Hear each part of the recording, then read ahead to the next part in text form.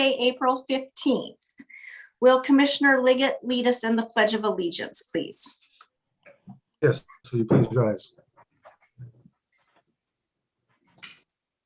I pledge allegiance Allegiance to the flag flag of the United States of America, America to and the to republic for which it stands, one nation, liberty, under God, indivisible, indivisible, and with justice for all. liberty and justice justice for for all. all.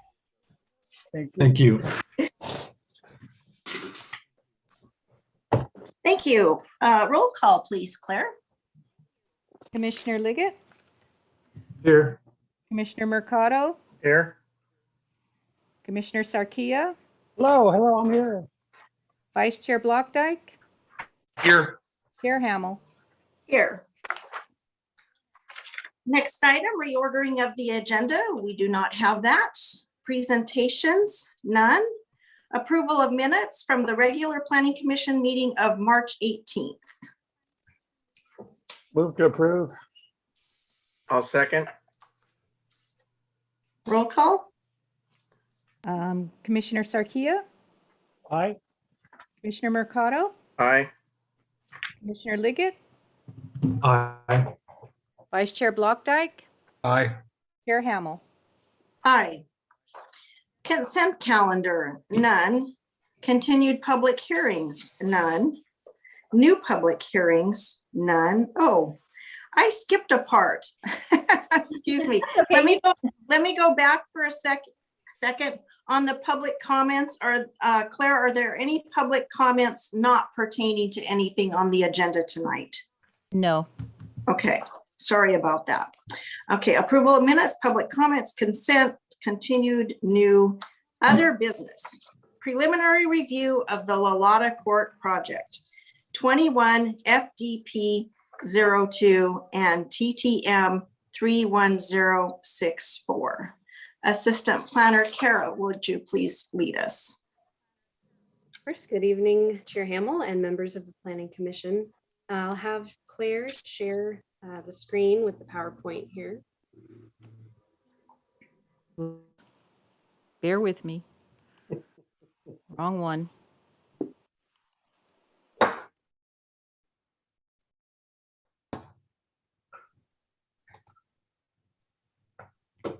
Okay. Can everybody see that? Yes. Okay, so the project before you tonight for preliminary review is Lalata Court, a proposed residential subdivision off of Lalata Drive. In October of last year, the Planning Commission heard the project concept at a conceptual review. So at that time, a formal application had not yet been submitted, and the Planning Commission made comments on the conceptual site plan. And these comments include concerns such as that the proposed project may be too dense for this site, concerns regarding increased traffic and parking overflowing into the surrounding areas. Also, making the proposed cul-de-sac public instead of private, including sidewalks within the development, and then comments also regarding the potential inaccessibility of for seniors and people with disabilities for the ADUs being on second stories, accessed via stairs. So at this time, for preliminary review, a formal commission application has been submitted for a final development plan and a tentative tract map. But the planning department has not yet received a complete application package from the applicant that addresses all of the required items in our city's standard project application checklists. So this preliminary review is not a public hearing for project approval, but a requirement in our municipal code.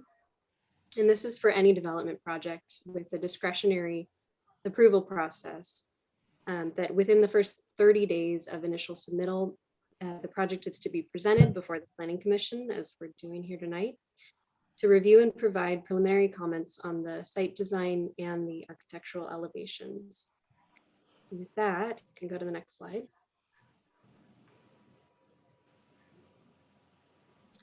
Okay, so the project is located at 264 Lalata Drive, an approximately 1.6 acre parcel zoned residential single family, RS8. and it's the current site of the unoccupied Church of Christ. So to the northwest and east of the project site are single-family homes, and to the south is Hanada Middle School. You can go to the next slide. Here we see the proposed tentative tract map. The project would propose to demolish the existing unoccupied church on the site in order to develop 11 two-story single-family homes. The homes would be to own, and the single parcel would be subdivided into 11 lots. And you can go to the next slide. It shows the parcels a little bit better here with the homes on them. So the project zoning of RS8 requires a minimum lot size of 8,000 square feet, which would allow under our municipal code up to 9 units on the site. And the project is requesting 2 additional units under the state density bonus law. The request for additional units and for concessions and waivers of development standards are being determined for their eligibility and applicability under this law still. So the proposed 11 parcels ranged from around 4,100 square feet approximately to around 6,300 square feet. And that's in net area, so measured from the back of the sidewalk. So because of this proposed additional request for 2 extra units under the density bonus law, many of these lots would not meet the required minimum lot and width depths. So the proposed street is a privately owned, proposed to be privately owned cul-de-sac, newly constructed, which privately owned streets may be permitted by the city council. And an easement for the private access and drainage and public utilities is proposed along the span of the cul-de-sac. And the stated reason for the private street is to accommodate the on-site drainage requirements in the form of a retention facility proposed underneath the street. And so the cul-de-sac and retention facility are both proposed to be owned and maintained by a homeowners association or some similar entity. And 10 of the homes you can see here have vehicular and pedestrian access via the cul-de-sac, while lot 9 up in the right-hand corner would be accessed off of Lalata Drive. So a sidewalk has been included in this proposal along the cul-de-sac, and it connects to the existing sidewalk on Lalata. And I'd like to make a correction here to the staff report, which stated that the proposed width of the street is 26 feet with 5-foot sidewalks. The correct street width is actually 36 feet with 5-foot sidewalks, making the total street and sidewalk width 46 feet wide. So moving on to the homes, the size of the homes themselves range from about, yeah, you can go to the next one, it's fine. The total size of the homes range from about 2,650 square feet to about 3,000 square feet, and that includes each a 500 square foot accessory dwelling unit or ADU above each garage. So each ADU has a walkway from the sidewalk leading up to a separate entrance in the rear of each unit for those ADUs. Actually, Claire, can you go back here? I'm gonna spend a bit more time on the site. Thank you. Okay, so as far as setbacks are concerned for each proposed lot, because of the way the site has been subdivided, each lot is considered to be odd shaped, and some are considered interior lots, some are key lots, and some are corner lots. So each of these types of lots have varying setback standards that tend to deviate from the standard lot setback requirements. So these setbacks of odd shaped lots are determined by the planning director and to approximate setback requirements on rectangular lots as much as possible. But due to these factors, the setbacks are still being reviewed, and then they will be reviewed against the determinations made by the planning director. That'll be consistency with those determinations will be provided at the consistency with city standards phase once the complete application is given. Okay, moving on to parking. The parking requirements for the project have been met in this proposal, which would provide 2 covered spaces for each single family unit via an attached garage. As for the accessory dwelling units, per state law and the Buellton Municipal Code, we cannot require any additional parking spaces solely for the ADUs. And I'd like to make one more correction to the staff report, which stated that the project proposes to provide 2 driveway parking spaces for each ADU. And this has not been proposed as part of this submittal. So on a related note, however, the Buellton Community Design guidelines require that single family driveways are to be 20 feet in length. And it does appear that some driveways have lengths ranging from about 12 to 15 feet. And these reduced driveway lengths may lead to cars impeding on the sidewalks on these lots. And lastly, on this slide, the project proposes to satisfy the city's inclusionary zoning ordinance requirements, but at this time, it is unclear whether this would be done through payment of a housing in lieu fee or by providing at least 15% of the units in the development as affordable units. Okay, we can go to the next slide. Okay, so 3 different design schemes that you see here are proposed. The architectural style identified in the project description is cottage style, which is not an approved style per the community design guidelines. However, the project does employ many characteristics of the agrarian design style. And the city's architect, Rivat Albrecht and Associates, has reviewed the project based on the agrarian style and has provided comments towards this end. So their comments with whatever items might be missing or need clarification in order to review the project against the city's standards, design standards have been included in the incomplete letter. These are things like providing more architectural character details and showing any solar that might be proposed on the elevations. You can go to the next slide. Okay, so here's the elevations for the design plan 1, proposed for 4 of the homes. You can note that each of the proposed homes has an exterior staircase leading up, and that's for the separate entrance to each ADU. And the next slide. So this is the floor plan for plan 1. The second story on the right here, or on the left here, has 3 bedrooms, 2 baths, and the 1 bedroom, 1 bath ADU. And on the ground floor, it has 1 bedroom and 1 bath. This plan is about 2,300 square feet for the primary unit, and then the 510 square foot ADU. Next slide. Okay, here's the elevations for plan 2. And this is also proposed for 4 of the homes. And the next slide. And the floor plan again for plan 2. So as with plan 1, we have 4 bedrooms and 2 baths on the second floor, and then along with a 1 bed, 1 bath ADU. And downstairs we have 1 bedroom, 1 bath. And this plan includes a bonus room. So this is the largest of the units at around 2,500 square feet for the primary unit, and then a 500 square foot ADU. The next slide. Okay, so these are the last set of elevations, and this is plan 3.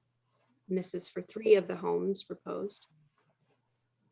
And this is the smallest square footage of the 3 plans at around 2,100 square feet for the primary unit, and 500 square feet for the ADU. And we can see the floor plan of plan 3 here. So moving on to the landscape plan.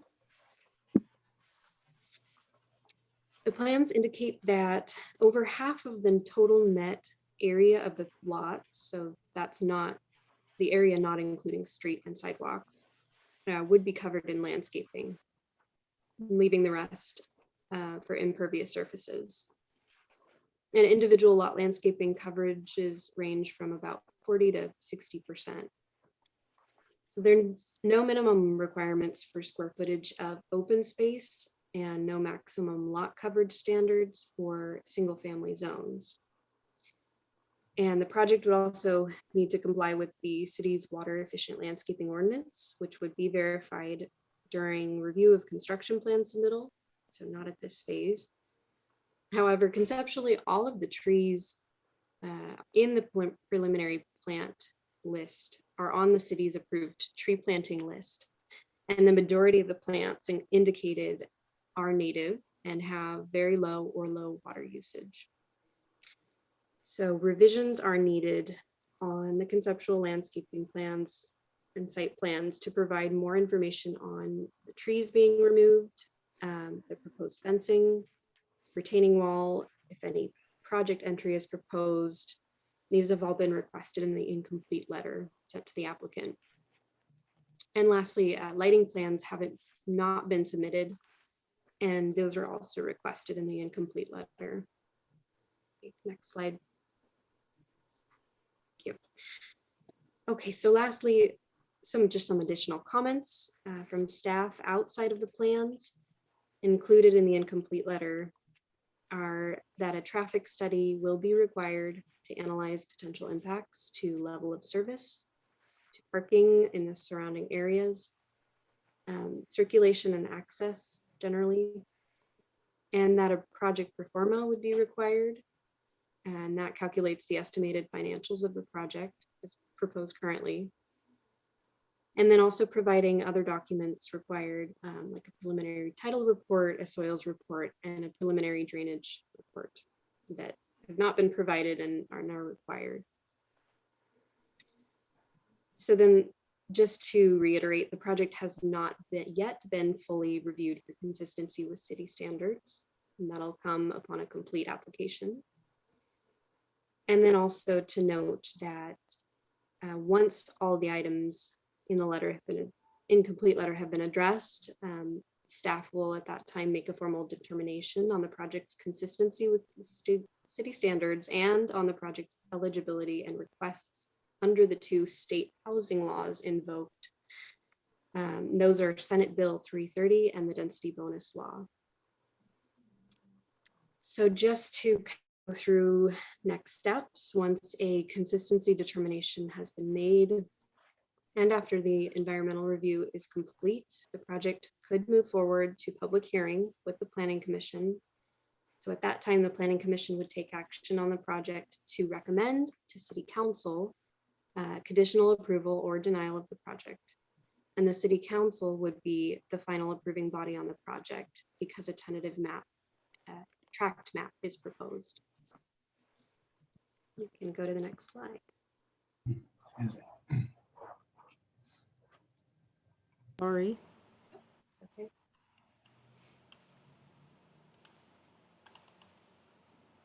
Okay. So the recommendation is that the Planning Commission provide preliminary comments to the applicant and staff on the proposed project, including the site design, architectural elevations, and the project description. And I am available to answer any questions the commission may have, as well as the applicant Eric Vasquez, who is on the meeting with us, and project architects Rebecca Johnson and Tom Jess from Eris Studios. Thank you. Thank you, Kara. Thank you for your work on this project. My questions are probably going to be for the applicant. Commissioners, are most of your questions going to be for the applicant too, or do we have anything specific for Kara at this time? I'll start with Commissioner Mercado. I had one for Kara. So just so I'm understanding correctly, this was presented to the Planning Commission just as preliminary, the first time in September, correct? In October. it Or was October? presented- Yeah, for conceptual review. Conception review, okay. And so at that time, the comments from the planning commission, if I'm understanding correctly, they haven't been changed, so the applicant has just stayed, presented the same project, is that correct? I can also let Eric answer this, but sidewalks have been included in this, and that was one of the comments that had been addressed in this proposal. Okay, great, thank you. Commissioner Liggett? Questions for Kara, or do you want to wait for the applicant? No questions for Kara. Thanks. Okay. Commissioner Sarkia, I didn't have any. okay. Kara. Vice Chair, do you have anything for Kara? Oh, you're muted. I don't have any questions for Kara. No, it was not clicking. Okay, Sorry. thank you. Okay, so I would like to introduce the applicant, Eric Vasquez. And at tonight's meeting, do you have any further presentations to add to Kara's, or any additional comments before we start asking questions? No, but thank you very much, commissioners, for having us tonight. I don't have any more presentations. I thought Kara did a really good job presenting the project, both verbally and visually. Just a couple comments, on the private street. I know there are some concerns when people hear the word private, they think gates and what have you. That's not our intent on this project.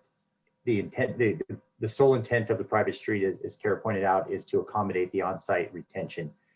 We have no intentions of closing the street off if people want to walk their dogs and have a little sidebar. I think that's the intent. And when we added the sidewalks, I think I mentioned before, I didn't add sidewalks initially because I personally don't like them, but I heard what people were saying, and so we added them back in. I do want to point out that by adding the sidewalks in and also meeting the street width requirements from fire, we did have to make the lots a little smaller.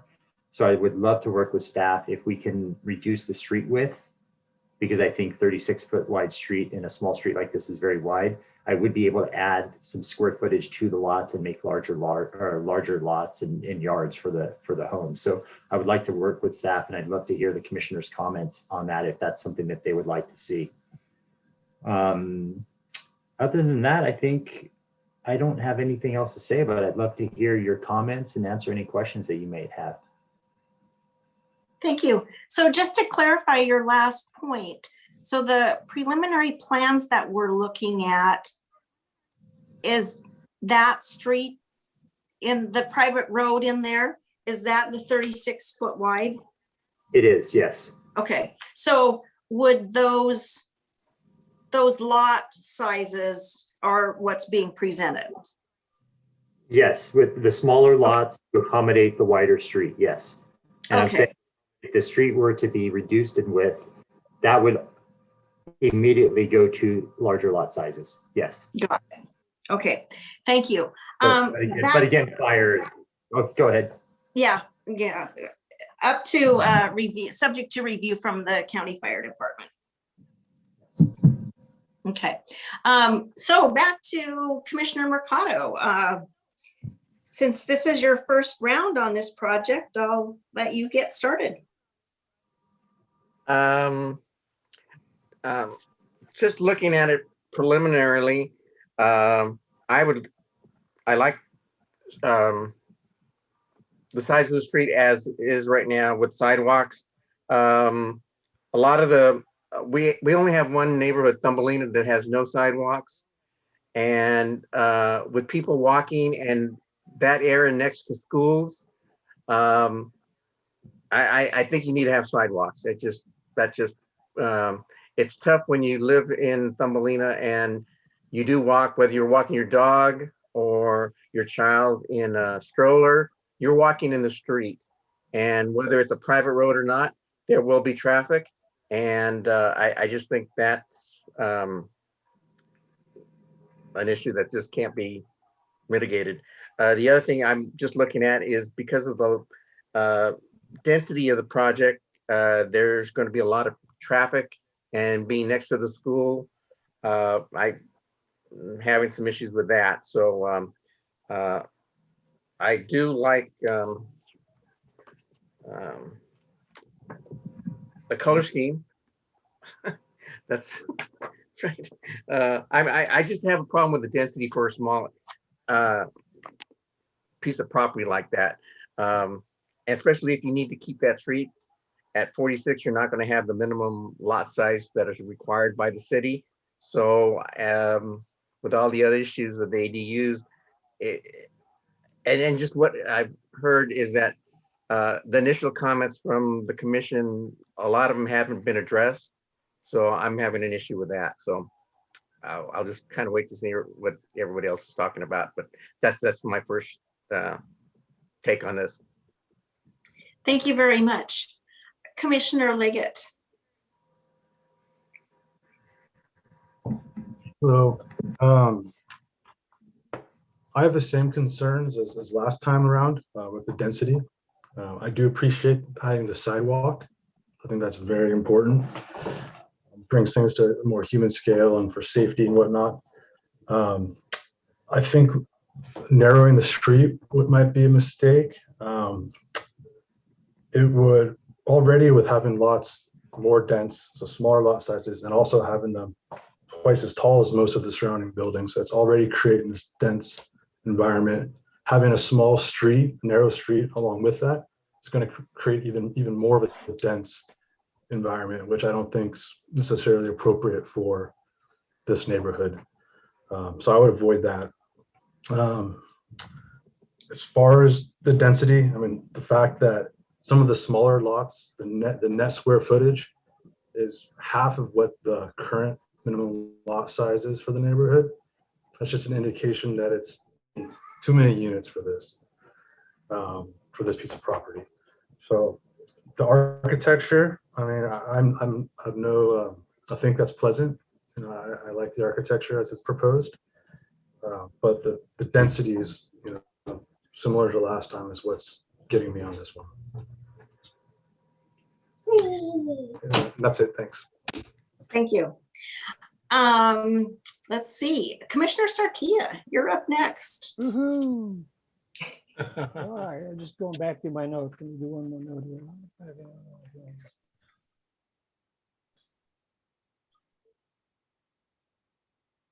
Oh, okay. Yeah, I had concern with the driveway lengths. I think we require up to 20 feet, and these guys are like 14 and 15 feet. 16 feet would be kind of okay, but still, with that extra housing element, they're going to need 3 or 4 parking spaces when you include the garage. So that doesn't go well with me. Retaining walls for the 2 homes that are going to be looking over over into their yard and their back windows. That's going to have to be addressed, and more than just a 6-foot fence. I don't like the density. I'd like it to be closer to 6 or 7, closer to 6. Parking on La Lotta, you know, just before the meeting at 5 o'clock, because there were several comments from the neighborhood about how bad the traffic is at 5 o'clock. And although me and my wife go back and forth to Menlo every afternoon at 5 o'clock to drop our grandkids back and forth with our kids, the traffic is, in my opinion, not that bad. And the parking on La Lotta, most of it is heavier around the school end of La Lotta, not up toward where you guys plan on building these new homes. But when the school has extra activities, graduation, basketball games, soccer, football, not football, but baseball, that street does get parked up all the way to the end, and Lapita as well. So there's that. The other thing I had was the setback requirements. I'd hate to give up any of the footage for setback requirements to be less than what they should be. And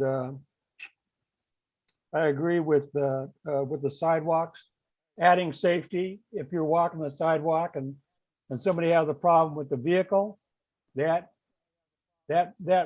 sidewalk can save you and your kid and your dog. So there's that. And that's pretty much all I had. Okay, thank you. Vice Chair Blockdyke. Well, it's hard to add a whole lot to Commissioner Mercado, Commissioner Liggett, Commissioner Sarkia. They really said most of what I believe to be true. The only thing I can do is draw some conclusions, because no, we don't want to reduce the size of the street. No, we don't want to lose the sidewalk. And no, we don't want to have a short driveway.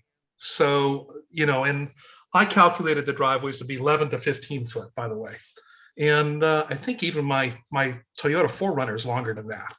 So we're not thinking about a big truck. My only conclusion is that we have to reduce the number of lots that are there. I think the density is too tight.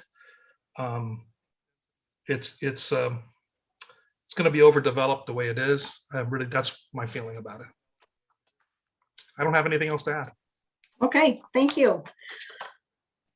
I am going to concur with all of the former comments. I'm going to add a few things at this time. I do have some little tiny questions. On the set of plans, again, preliminary plans, in the project description on the first page, it's A0.1. It says project designed with the provision for future solar panels.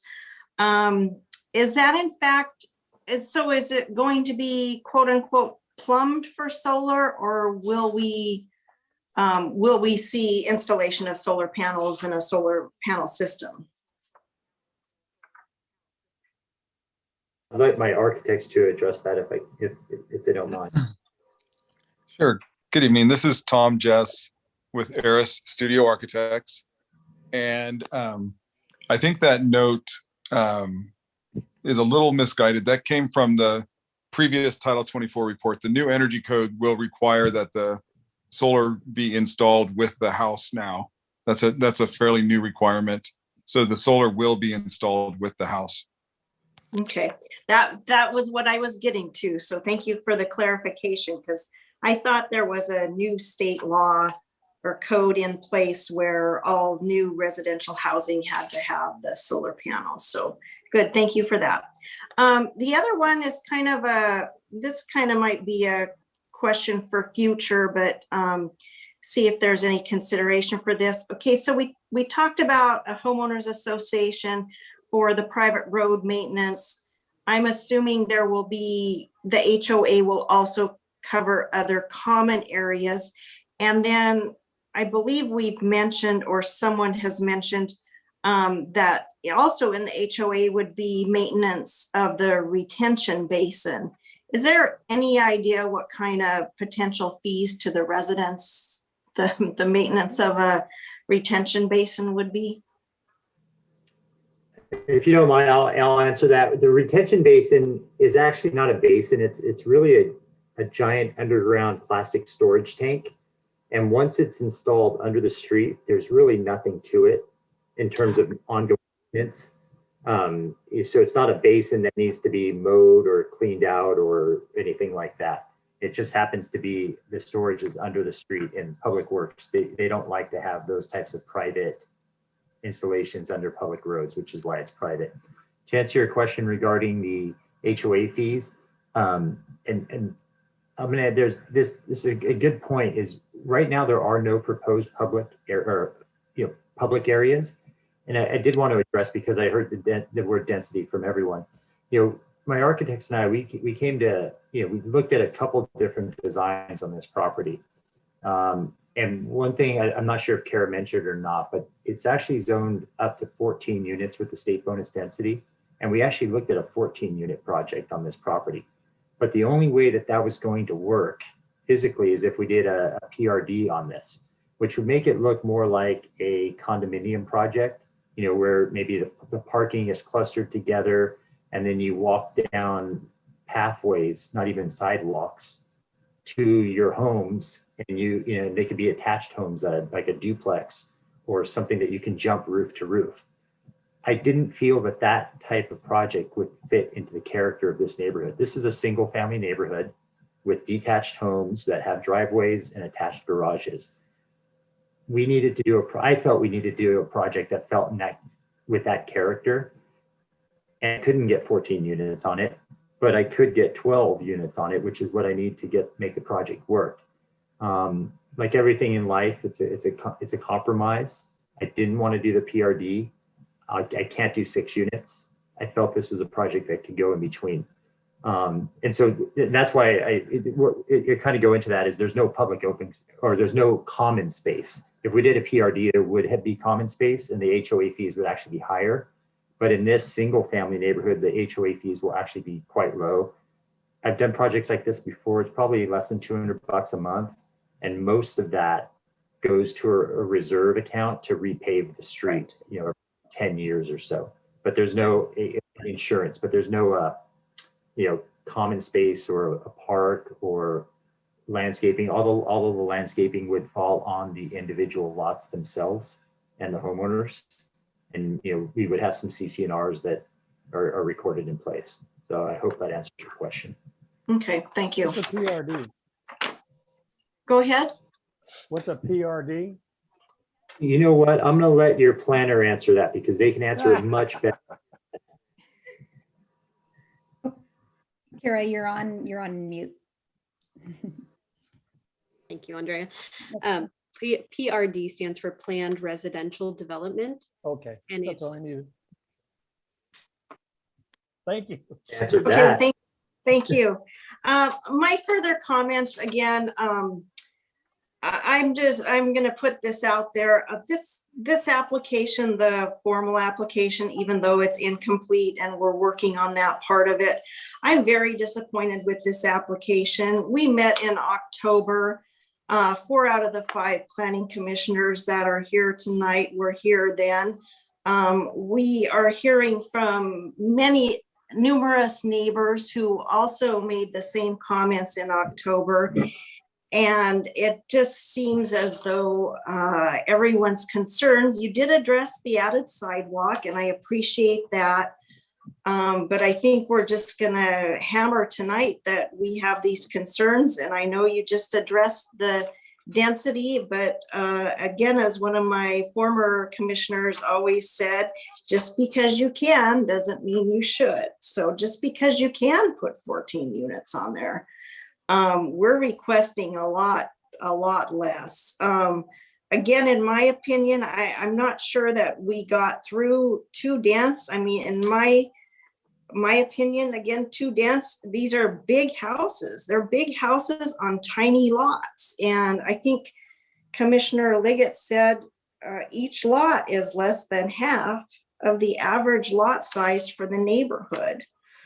Again, someone else addressed driveways are not large enough for a standard car. Again, a prior commissioner always talked about everybody in this valley drives large Suburbans and large trucks. So if you can't fit a standard car in that driveway, how's your main mode of transportation going to fit in this 11 to 15 foot driveway? I just really want to stress parking is a giant issue on this project. It's like, okay, there's two parking spaces in the garage. We all know not everybody puts 2 cars in a 2-car garage. And then again, the driveway isn't enough. So now you've got parking spilling from the garage to the driveway out onto the street, which may or may not be wide enough. We'll wait till fire weighs in on that. And then parking spills out onto Lalata. And some of the commissioners already addressed that we're going to have a lot of cars. I mean, we're talking, in my estimates, like 44 cars total. I mean, you've got probably 2 cars for the houses at least, and 2 cars for the ADUs. So there's 44 cars. Probably 30 of them or 35 are going to be out on Lalata. And then traffic weaves its way, or parking weaves its way into traffic. And I guess as part of the incomplete letter, we will be doing a traffic study, or the applicant will be doing a traffic study. That'll be good to listen to the neighbors. Again, we have that school at 2nd and Lalata. We've got a lot of morning traffic, afternoon traffic. I mean, really with school, it's traffic all afternon. Parents are picking up their kids 12:30, 1:30, 2:30, 3:30. And then further down Lalata, then all that traffic spills onto the 246. Most everybody turning left onto the 246 from Lalata. Would just like to, that's another major concern I have. There's this, we talked about this, setbacks, need to do some more number crunching on that. I'm very concerned on the building heights on the west side of that. I did some drive-throughs and walk-throughs through those neighborhoods. You've got giant 2-story houses looking into that one little single family residence. I mean, they're going to be looking right in their dining room or right into their bedroom. Anyway, those are my general comments. At this time, I am going to, unless you want to add anything, the applicant, I'm going to read all of the community letters that have been submitted. No, I think, I hear what you're saying about the driveways. I do want to point out, I don't know the project as well as my architects. I believe it's only maybe 2 or 3 of the 11 lots have driveways that are too small, and I'm sure we can address those to make them meet the standards of the city. But I may be speaking out of turn. Maybe Kara can chime in, but I believe the other 8 or so of the lots do have the 20-foot driveway length. Plus, there is parking on the street. We probably should do a parking exhibit and count up the total parking on the site for the commission and the planner at a future time. Or in the staff report, it did state that 3 of the lots were below the 20-foot requirement in length.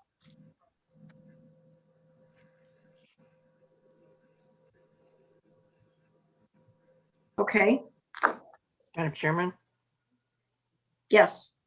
I just wanted to add one more comment on the traffic part. Because of COVID, the rec program, which is based there at the lower part of the school, has not been open. And Buellton's rec program has been outstanding over the years, and they're fully utilized by not only Buellton residents, but the other parts of the valley. And so when those programs, especially during like winter break, summer break, there'll be a really large increase of traffic. And then once school's open, you'll have the after school sports. So it's just not going to end at 3 o'clock when school gets out. You'll have programs that'll still be going on till, spring baseball. If it resumes, kids will be out there till 6 o'clock at night once the time change comes. So those are considerations that I think need to be addressed and looked at by the applicant. That's a very good point. Thank you. Okay, so again, this is not a public hearing, but because we've had several letters, so we'll we'll pretend like we're in a real meeting, all of us face to face, and these are public speaker slips that have come forward. And so I will read everything into the record. At this point, we have 6 letters. Claire, have any others come in at this time?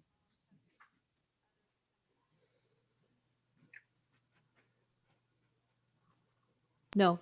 Okay, thank you. Okay. So letter number 1 is from Reza Georgie. Dear Buellton Planning Commissioners et al. Again, please reread my comments from the October meeting into the record, as we have not changed our stance on this density of this project. Please think of the neighborhoods on La Lata and La Pita before even considering this project. It severely impacts our homes and lifestyle. I am Reza Georgie. I live at the top of La Lata Drive, and my husband Toby and I are opposed to this project at this time with the number of units proposed. I think the owner needs to understand the neighborhood and revise his proposal to fit the neighborhood, and packing it with dense housing is not the direction. La Lata Drive is a quiet street for the most part, which was one of the reasons my husband and I decided to purchase our home here. Our kids love riding their bikes, and we know all of our neighbors by name. For years, this property has been vacant, and I definitely agree that there is a need for affordable housing. However, this is not the place for it. All of the surrounding parcels are almost half an acre and in a quiet residential area. In talking with my neighbors, none of them are for this project as is. One neighbor informed me it was even a big deal to get the property zoned for a church, as it was zoned for only one residence before. We all chose this neighborhood for a reason, because it was away from other dense housing projects on a quiet cul-de-sac. I am concerned with these 11 units proposed, there will be increased traffic to go with it. Most households have 2 or more vehicles, so that would be potential for an additional 22 plus vehicles on the Lata daily. And with ADU, that adds another 11 plus vehicles, making at minimum 33 additional cars on our streets that are already overflowing with cars. There will definitely be no parking and more cost for traffic accidents. This area is also on a slope, and cars tend to drive faster on the downward slope, which can make it unsafe for the many children that live on La Lata across from Hanada School all the way up to our house. I am constantly looking for kids on bikes jetting out into the street on my way home, which has happened several times. If this project were to scale back to 4 to 5 houses or less, I think that would be more reasonable. That lot is only 1.6 acres, which definitely does not support 11 units with 11 more ADU given with the inclusionary requirement. Just because you can doesn't mean you should. None of these lots would have any yard, which only forces the kids to use the street as a source of play. Jamming in units is not a good idea unless there is a bigger complex associated. Look at Vineyard Village, a great asset to Buellton, and they have an entire block dedicated to affordable housing and density. There are also adequate entrances and exits and many routes for the amount of traffic to go. Even Juliet Walk is located at the beginning of the entrance to La Lata, and that is a great location for condos with easy access to many traffic routes from Highway 246 to 2nd Street and Industrial Mallory Way. I encourage you to drive the start of La Lata from Highway 246 to 2nd Street after 5 p.m. or on the weekend. The parking is all along the street because there isn't adequate parking in Juliet Walk. The cars are packed along the street and spills over to Crossroads Church parking lot. Children and people are constantly crossing, and if you aren't paying attention, someone could get hurt. This project will not have adequate parking for vehicles, which will force them to park along the street, only furthering packing our street with cars and potential hazards. This project would only have 2 egresses, La Lata and La Pita Drive. If there were an emergency, our part of La Lata could potentially be trapped in if there were a fire or other emergency. Please talk to the neighbors along the upper portion of La Lata, La Pita, as all of them who I have spoken with are not in favor of this project as it is being presented. Kind regards, Reza Georgie. Letter number 2. This is from Marna Paulsgaard. Dear Planning Commissioners, I am writing once again to protest the planned community of Lalata Court. Please see my concerns listed below. The density of the housing is too high for the proposed area. Traffic will increase dramatically on Lalata and 2nd Street by Hanada School. I do not see that as acceptable. Assuming each house has 2 cars and each ADU has 1 car, that is over 30 cars in a small area. Parking of all the vehicles in the area will be an issue. This is a quiet neighborhood. The proposed high-density housing is inconsistent with the neighborhood. The noise level from the additional traffic will increase substantially. At the last Planning Commission meeting, the builder was to come back with an updated plan. I do not see that this plan is significantly different from the prior plan.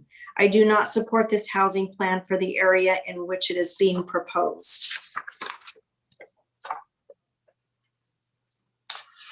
And again, that was Marna Paulsgaard. Letter number 3 from Mabel Shatavsky. Dear Planning Commission, subject Lalata Court. Understandably, people want to move to Buellton because it is a great place to live. We have lived here for 24 years. This housing development of 22 dwellings is being planned on our street across from our home. It is described as 11 units, but let's be clear, let's be honest, it's 22 dwellings, 11 4-bedroom, 3-bath, 2-story dwellings, and 11 1-bedroom, 1-bath ADU attached to each garage. So much congestion on a 1.68 acre lot. When the Lalata Court project went before Planning Commission on October 15, 2020, the Planning Commission chair recommended that the developer reduce the number of dwellings to a maximum of 5 to 6 due to the project's density. Now in April 2021, we are again discussing 22 dwellings. The October 15th, 2020 minutes do not include the Planning Commission chair's recommendation that the project be reduced to 5 or 6 dwellings due to the Commission's concerns about the project's density and safety concerns. The recommendation can be found in the meeting video. Why is the project being considered on Lalata Drive in the middle of an existing neighborhood at a cul-de-sac and next to a school? This will cause a lot of congestion and unsafe conditions. There will be a potential of 44 additional vehicles, not counting visitor traffic. The traffic on Lalata Drive, Central Avenue, 2nd Street, Avenue of Flags, 246 is already a headache. With the additional 22 dwellings, there will be many additional vehicles on Lalata Drive and Buellton neighborhoods and streets. Have you tried turning left off of Lalata Drive onto Highway 246 by the Juliet townhomes in the early morning or the late afternoon? Neighbors on Menlo Drive lost their privacy due to the multi-story Juliet Walk townhomes erected over their private spaces. What about the people who live on Freer Drive in the Thumbelina neighborhood? They lost their privacy when Vineyard Village was erected. Do the planning commissioners live in Buellton? Do you drive around the town during peak traffic conditions? Would you appreciate the Lalata Court being erected directly across from your current home in the middle of your quiet neighborhood? The Lalata Court project is so dense that the building heights will create privacy issues, and inadequate driveway lengths will likely cause cars to impede into the public sidewalks. See excerpts below, excerpts from the staff report.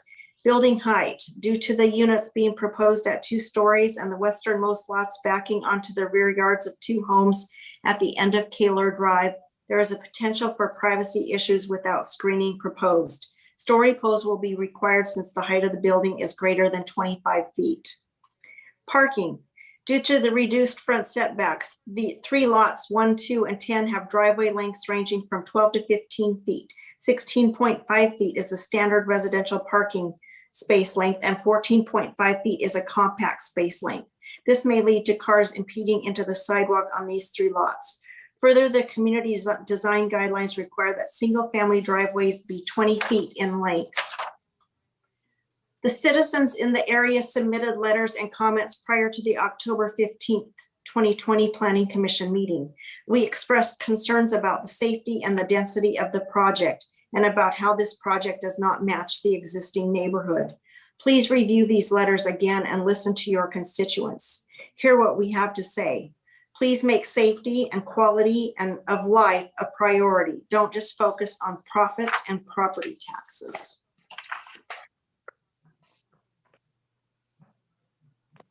And that was again from Mabel Shatovsky. Comment letter number 4, Lalata Court Project. This is from Jerry Witcher.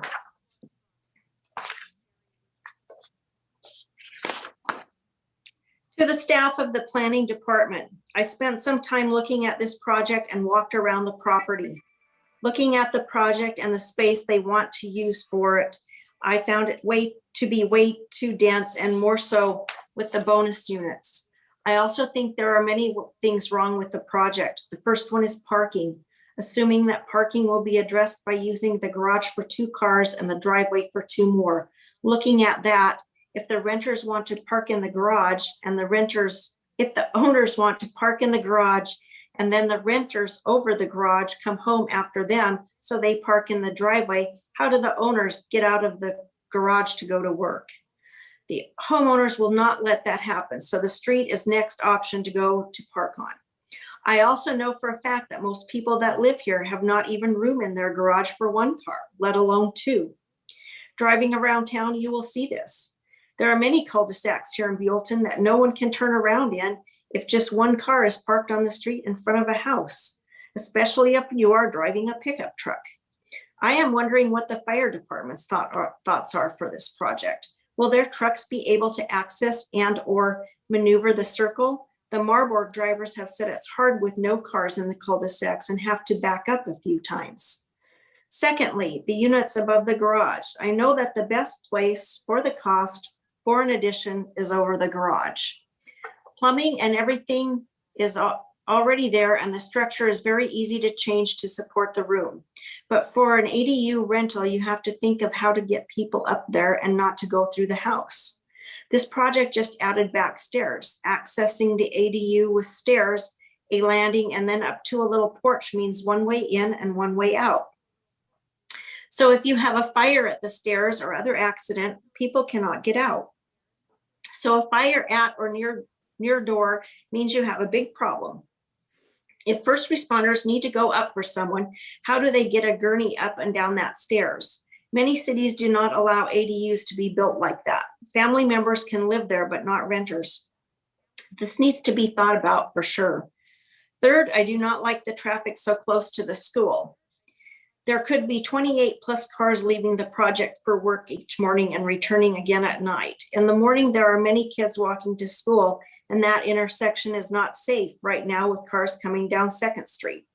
Taking kids to Oak Park School and others dropping kids at Hanada School, cars come from all over town as it's the only 2 schools in town. The last traffic study on 2nd Street, there are over 1,800 cars or more traveling on 2nd Street every day during the week. Some residents, however, live below the schools and do not have kids to take to school, but travel this route and they all end up on 2nd Street and Avenue of Flags sooner or later. Some cars will find it's much faster, instead of waiting at the Lalata 2nd Street stop sign, to leave this project by driving through the adjacent streets, Lapita to Dawn to 2nd, ending up on 2nd Street, heading to the Avenue and then Damasa. Morning traffic on 2nd Street is hazardous and difficult to maneuver. Cars from feeder streets and speeding for the residents that actually live on 2nd Street. Traffic needs to be seriously looked at. Fourth, how is an understreet retention pond is going to function? How will it be maintained, as they do need to be cleaned out now and then? I have never seen this done, but have put traditional retention ponds in many projects I have built, but have never seen one like this. I would love to know some of the answers, as would a fair amount of people that I've talked to, as many have called me. I did walk around the proposed project, and I did talk to a few people that live up in that area. Many are unhappy about this project.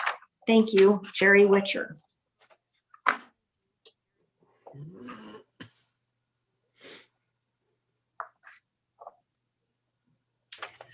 Comment letter number 5 from Julie Everett. Need to take a little drink of water. Unfortunately, I will not be able to attend tonight's meeting as I have a class to teach at Buellton Rec at the same time as the meeting. But as homeowners and residents of Lalata Drive for almost 30 years, we would like to give our input on this proposed project. First of all, we feel the project is much too large for that particular piece of property, especially for 11 homes as large as those proposed with ADUs on each unit. In addition, anyone who lives on the street knows the amount of traffic we get multiple times a day due to school drop-offs, pickups, etc. Add to that the insanity that ensues anytime there is an event at the school. We get pretty heavy traffic and street parking on a regular basis. If you add an additional 25 to 30 residential cars going back and forth daily, it could get much worse. Please understand that we know the property needs to be utilized and should be. We are not opposed to something the right size or type of use. We would just like some consideration given to the residential neighborhood and the school area around it. Thank you for your consideration, Julie and Steve Everett. Letter number 6 came in right before, and I was not able to print it out, so I'm going to attempt to read it off of my phone.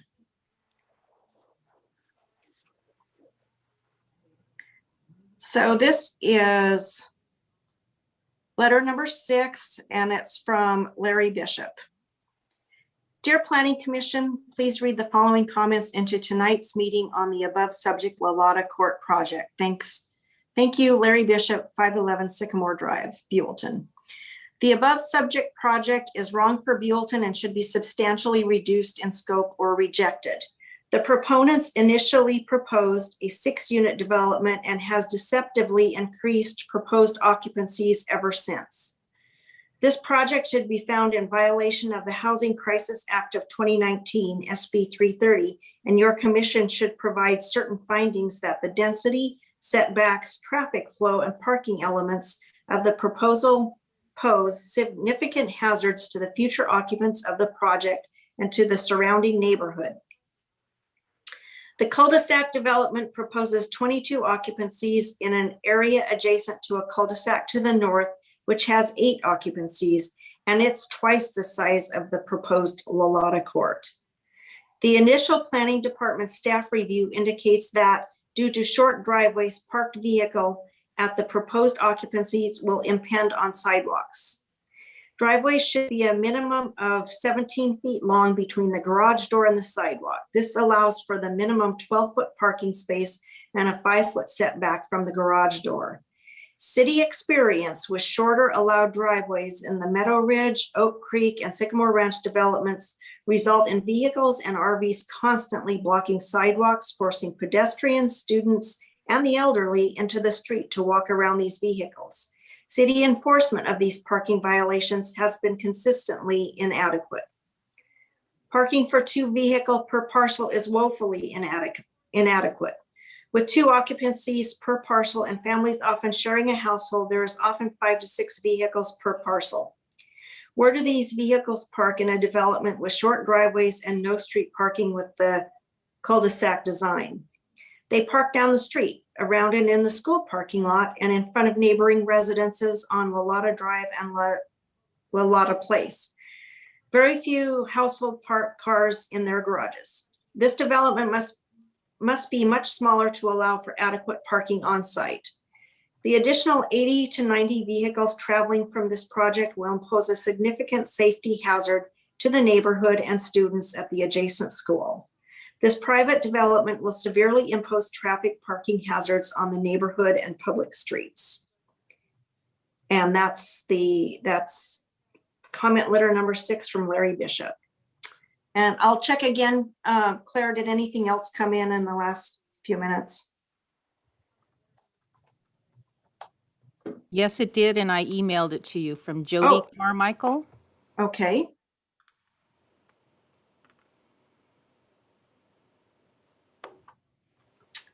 I am just receiving it.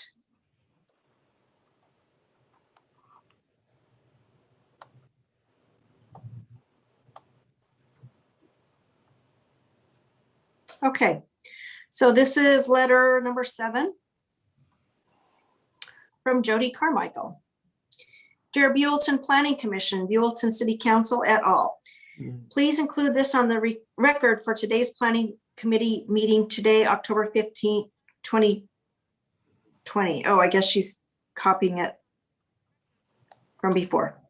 My name is Jody Carmichael, and I'm a resident on Lapita Place, directly next to Lalata Drive. My husband and I, with our 2 children, moved here from busy San Diego almost 3 years ago. We chose this area for the peaceful, quiet nature and safety for our 8 and 6-year-old. We spend a lot of time outside, and although Lalata Drive is often lined with cars and a few cars drive too fast, overall it is a safe neighborhood. We are extremely concerned if the proposal for a new housing development goes through. The amount of traffic and cars on the streets could easily double, with young families and children, as well as retirees that often walk. The safety will decrease greatly. Not to mention Hanada Middle School is directly adjacent to the property, which again brings up safety concerns. We love that the community is growing and flourishing. However, this neighborhood is not ideal for such a highly populated development. We hope that other areas might be discussed for Lalata Drive that will complement the neighborhood. We appreciate all the city's hard work, and we love living here and supporting our local community. We hope that you accept this letter with the intent in which it was written. We strongly oppose the housing development and hope other options can be discussed. And that's Jody and Grant Carmichael and their 2 kids, ages 8 and 6. Okay. Let me take a breath for a second.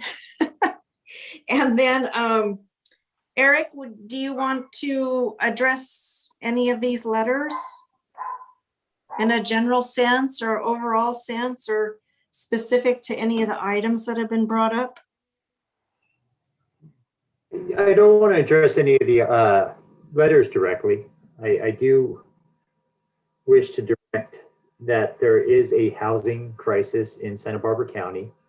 That is an issue that's been here for quite a while.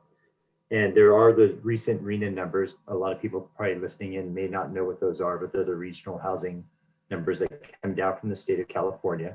And then they're further allocated to the various cities and unincorporated areas throughout the county.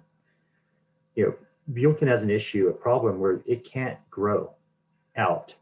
You've got the river to the south, you've got farmlands surrounding you and open spaces north, east, and west. There's only one place for Buellton to meet its housing needs, and that's within. I don't see Buellton, I live in Santa Barbara County too. We're never going to be a high-rise type of community. We're never going to see 5-story buildings, 6-story buildings. You're going to see single-family homes, townhomes, and condos. I think this project checks all of those boxes. It meets housing needs, both for families and through affordable housing through the ADUs, while keeping the character of the neighborhood. So I think, although all of the issues raised by the letters are legitimate concerns, there are overriding concerns in a macro sense that need to be addressed. I'm trying to address those, and I hope the city takes those into consideration and understands that that's what the project's trying to accomplish. So thank you. Thank you.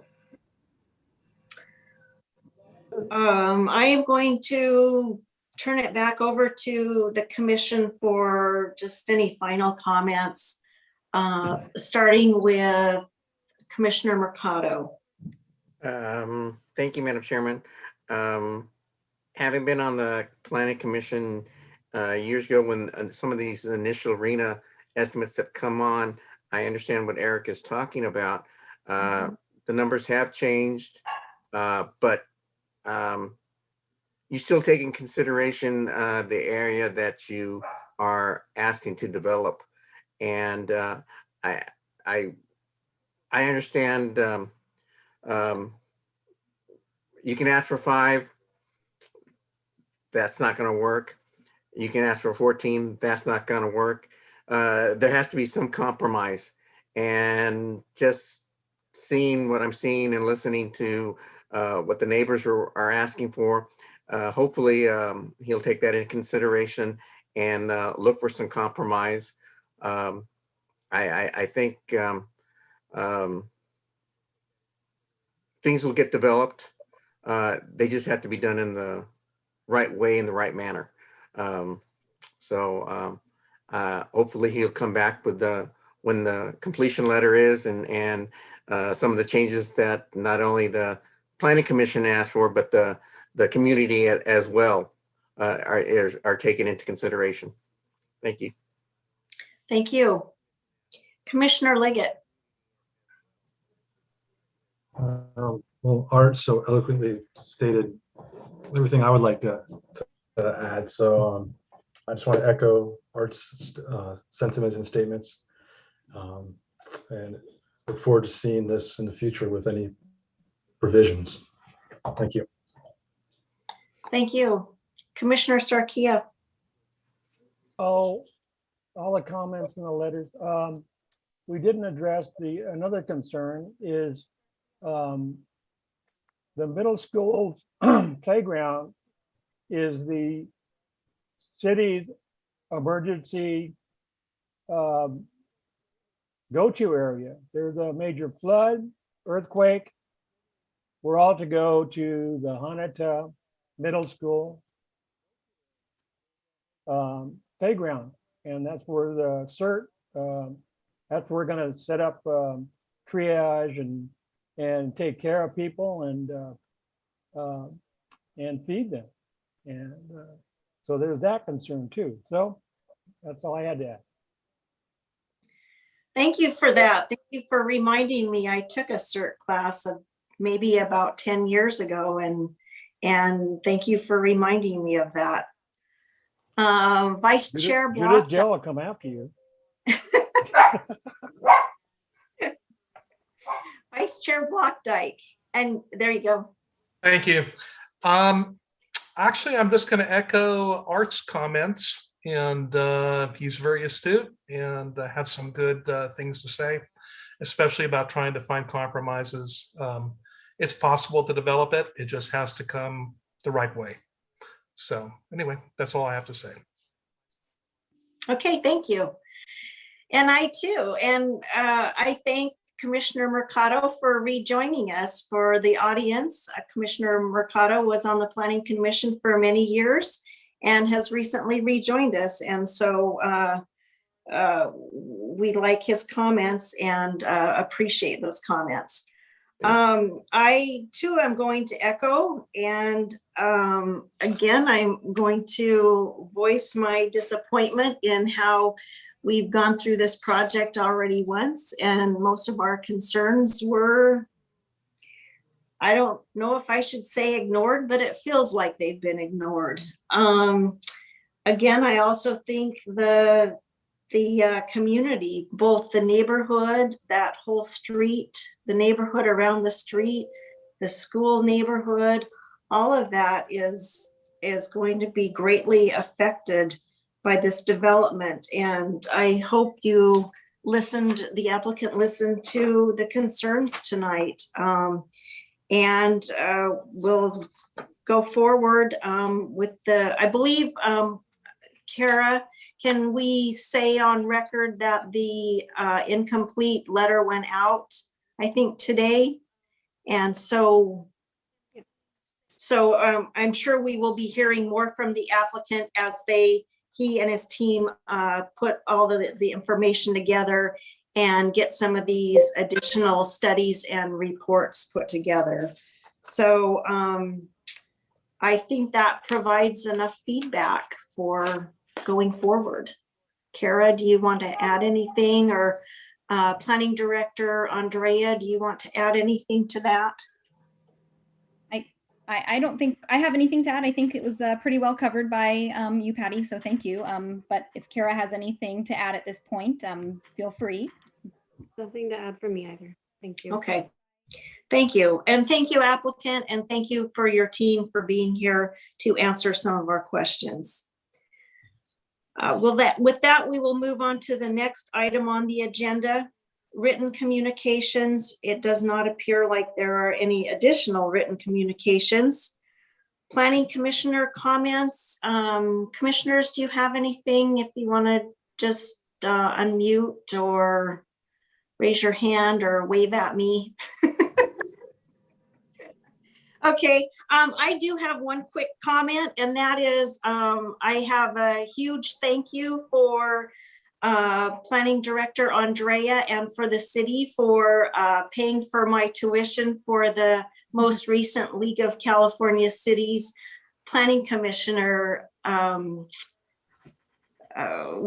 the training that went Academy. It was the Academy.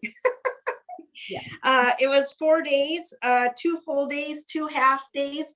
It was really kind of fun because it was on Zoom this year. What was cool was if you could not get to one of the sessions, you have, I think, 6 months to go back and replay. All of the sessions were really well done.